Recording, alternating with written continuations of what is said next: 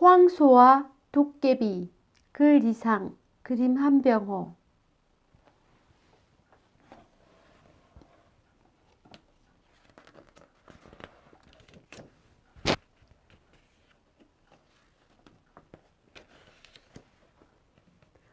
어느 산골에 돌쇠라는 나무장수가 있었습니다.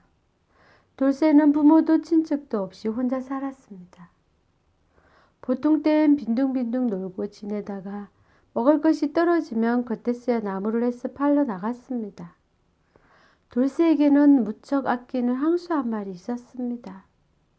재산을 몽땅 털어서 산 황소였습니다. 황소는 아직 어렸으나 키가 크고 튼튼했습니다. 황소가 긴 꼬리를 양옆으로 흔들며 나무찜을 쥐고 걸어가는 모습은 정말 훌륭해 보였습니다. 어느 겨울날 장에 갔다가 집으로 돌아오는 길이었습니다. 베란간 하늘이 흐려지더니 희뜩희뜩 진눈깨비까지 뿌리기 시작했습니다. 야단났구나. 날은 춥고 길은 어둡고 그치만 할 수 있나? 자, 어서 가자. 돌쇠의 말을 알아들었는지 황소도 딸랑딸랑 뚜벅뚜벅 걸음을 빨리 합니다. 그런데 얼마쯤 오는데 숲속에서 갑자기 이상한 놈이 뛰어나왔습니다. 아저씨, 제발 살려주세요. 녀석은 고양이 같기도 하고 개 같기도 했습니다. 대체 너 누구냐? 돌쇠는 깜짝 놀라 소리쳤습니다. 제 이름은 산오뚜기예요. 뭐? 산오뚜기? 거짓말 말해, 요놈아. 너! 요놈 도깨비 새끼지? 도깨비는 버럭 소리를 질렀습니다. 네, 정말은 그렇습니다. 그렇지만 산오뚜기라고도 해요. 하하, 역시 도깨비였구나.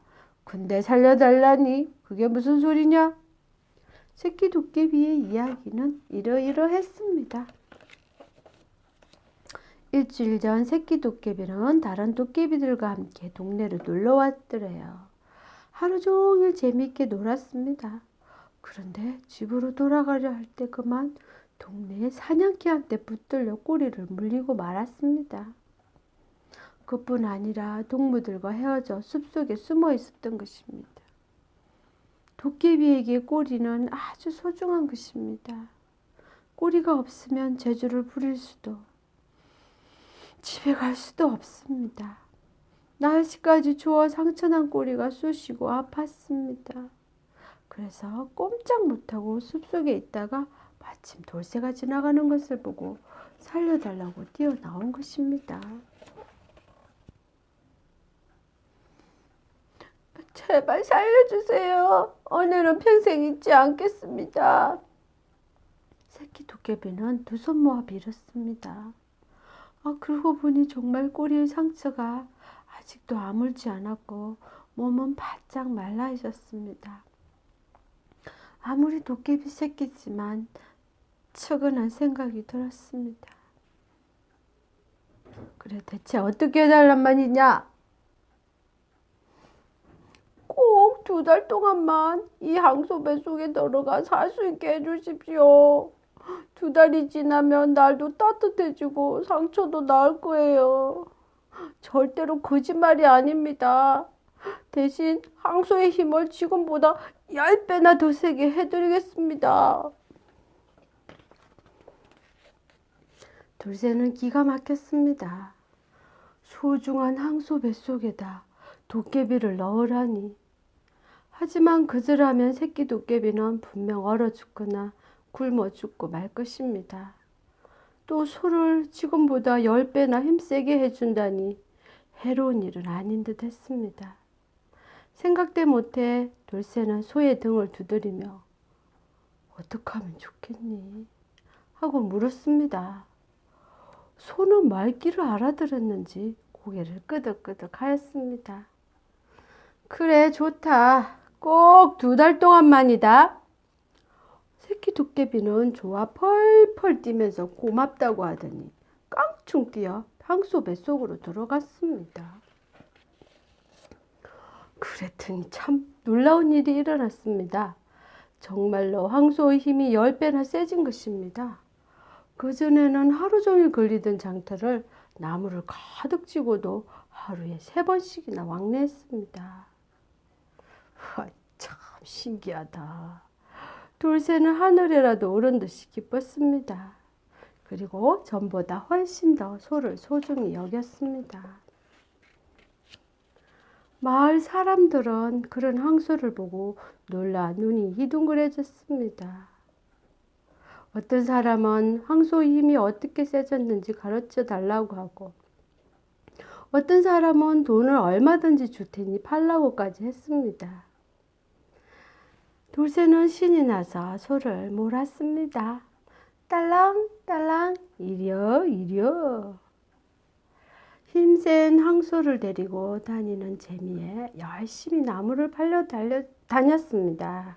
그래서 돈도 많이 모았습니다. 이러는 사이에 어느덧 약속한 날이 다가오고 자꾸 소의 배가 부르기 시작했습니다. 돌쇠는 깜짝 놀라 커다란 배를 문질러 주기도 하고 약도 써보았으나 아무 소용이 없었습니다. 며칠 지나면 무슨 결말이 나겠지. 죽을 걸 살려줬는데 설마 나쁜 짓이야 할까. 돌쇠는 약속 날짜만 기다렸습니다. 그러던 어느 날 새벽이었습니다. 외양간에서 쿵쾅쿵쾅 요란한 소리가 났습니다. 돌쇠는 누가 소를 훔쳐가는 줄 알고 허둥지둥 외양간으로 달려갔습니다. 대체 이게 웬일이야.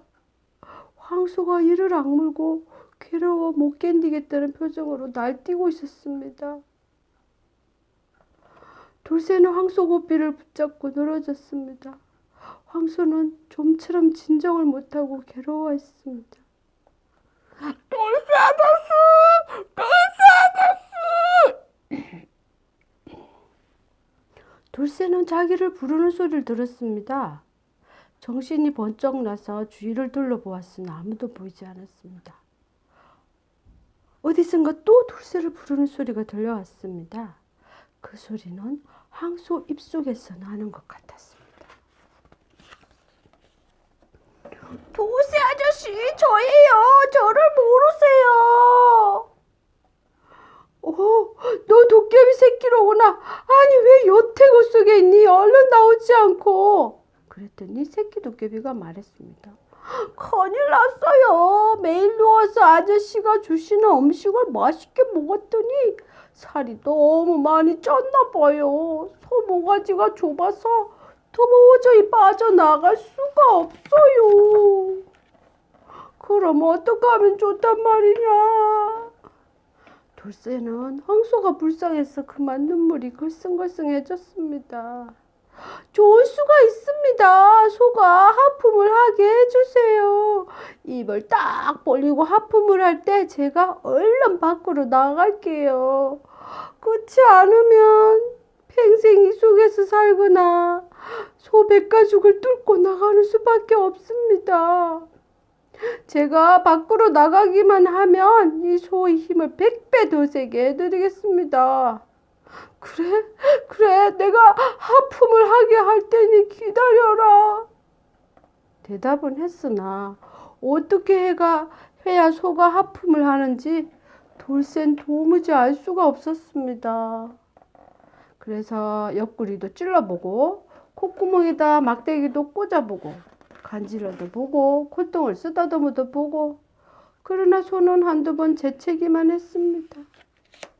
이대로 있다가는 새끼 도깨비가 자꾸 자라서 황소배가 터지고 말 것입니다.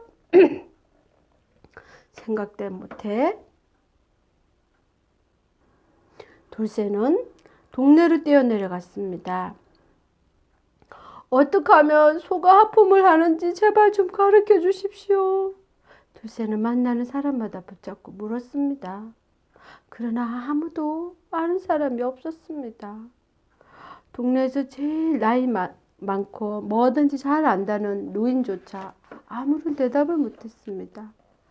실망한 돌쇠는 꼼짝 않고 외양간 앞에 앉아 항소만 쳐다보았습니다.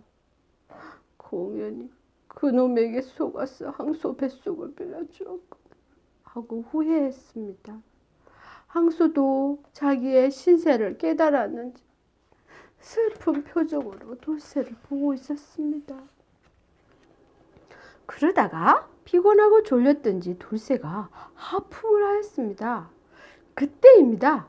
돌쇠가 하품하는 것을 본 항소가 따라서 하품을 시작했습니다. 옳지, 됐다! 돌쇠가 깡충깡충 뛰며 조아라 손뼉을 칠 때입니다.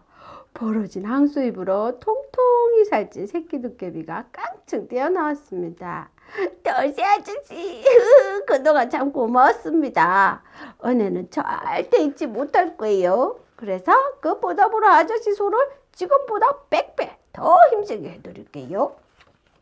새끼 도깨비는 돌쇠 앞에 엎드려 넙죽 절을 하였습니다. 그러고 나서 꼬리를 휘저으며 두어 번 제주를 엄더니 어디론가 사라지고 말았습니다. 돌쇠는 이때껏 일이 꿈인지 정말인지 어리둥절했습니다. 그러다 훌쭉해진 황소의 배를 보고 나서야 큰 소리로 웃었습니다.